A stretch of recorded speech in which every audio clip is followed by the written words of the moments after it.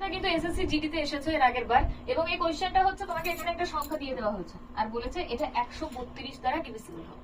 তো পি এর মান কত হবে? 132 দ্বারা ডিভিজিবল হবে মানে এটা 11 দ্বারা আর 12 দ্বারাও ডিভিজিবল হবে, কারণ গুণ করলে তাহলে 132 হচ্ছে। তো 11 দ্বারা ডিভিজিবল হবে, 12 কে ভাঙতে পারবো কিসে? 3 আর 4। তো 3 দিয়েও ডিভিজিবল হবে, 4 দিয়েও হবে। তো 11, 3 আর 4 এই তিনটে দিয়ে এটা ডিভিজিবল হতে হবে। সব থেকে আগে দেখো 3 দ্বারা ডিভিজিবল কিনা। তো 3 দিয়ে দেখো 6 কাটছে, 3 কাটছে, 3 কাটছে, এটাও কাটছে, এটাও কাটছে, এটা কাটছে। পি এর মান যদি 3 দিই তো 3 তো কেটে যাবে, কিন্তু যেহেতু 4 আছে তাই লাস্টে পি এর মান 3 দিতে পারবো না, কারণ এটা অড নাম্বার, আমাকে ইভেন নাম্বার নিতে হবে। তো ইভেন নাম্বার 4 3 দিয়ে কাটবে না, 2 3 দিয়ে কাটবে না, 3 3 দিয়ে কাটবে, কিন্তু অড নাম্বার একমাত্র এটা হচ্ছে ইভেন নাম্বার, যেটা 2 আর 3 দুটো দিয়ে কাটবে।